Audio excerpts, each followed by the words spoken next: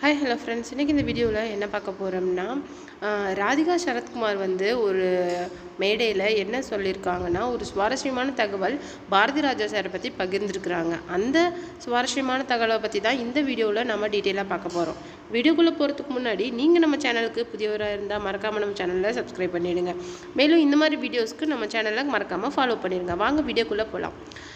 Radhika Sarathkumar ma'am வந்து ஒரு மேடையில் என்ன சொல்லியிருக்காங்க அப்படின்னா, எனக்கு பாரதி ராஜா சார்கிட்ட நான் போய் ஒரு கம்ப்ளைண்ட் பண்ணினேன். அதுவும் யாரை பற்றினா, பாக்யராஜ் சாரை பற்றி.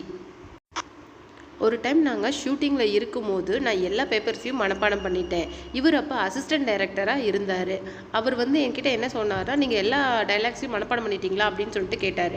நான் அதுக்கு இருந்துக்கிட்டு வாட் யூ மீன் தட் அப்படின்னு சொல்லிட்டு சொன்னேன். அதுக்கு வந்து ஒன்றும் தெரியல அப்படி இப்படின்னு சொல்லிட்டு முனகுனார். எனக்கு வந்து உடனே கோவம் வந்துருச்சு. நான் உடனே இங்கிலீஷில் தாட் பூட் அப்படி சொல்லிட்டு பேசினேன்.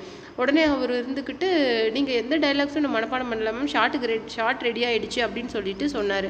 அதுக்கு வந்து உங்களுக்கு தெரியுமா நான் செய்யலைன்னு சொல்லிட்டு நான் எல்லாமே செஞ்சுட்டேன், இந்த மாதிரிலாம் பேசாதீங்க, நான் சார்கிட்ட கம்ப்ளைண்ட் பண்ணிடுவேன்னு சொல்லிட்டு பாரதி ராஜா சார்கிட்ட போய் இவங்க பேசுகிறாங்க. அப்போது வந்து எங்கே நீ எல்லாம் மனப்பாடம் பண்ணிட்டியா சொல்லு பார்க்கலாம் அப்படின்னு சொல்லும்போது அது அவ்வளோ சூப்பராக சொன்னாங்க.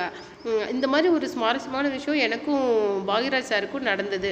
அவர் இந்த அளவுக்கு இருக்கிறாருங்கிறது எனக்கு ரொம்ப சந்தோஷமாக இருக்குது. அவர் ஒரு அசிஸ்டன்ட் டைரக்டராக இருந்து இவ்வளோ தூரம் கஷ்டப்பட்டு ஒரு டைரக்டர் ஆகி இவ்வளோ சக்ஸஸ்ஃபுல்லான மூவிஸை கொடுத்தது சாதாரண விஷயம் இல்லை. அவர் எவ்வளோ ஆரம்பத்தில் கஷ்டப்பட்டாருன்னு சொல்லிட்டு எங்களுக்கு நல்லாவே தெரியும்.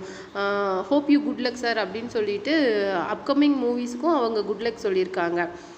இது மாதிரி இந்த வீடியோ பற்றி நீங்கள் என்ன நினைக்கிறீங்க அப்படிங்கிற உங்களுடைய கமெண்ட்ஸை கீழே இருக்கிற கமெண்ட் பாக்ஸில் மறக்காமல் தெரிவிங்க. மறக்காமல் சிபி ட்ரெண்டிங்கை சப்ஸ்கிரைப் பண்ணிவிடுங்க.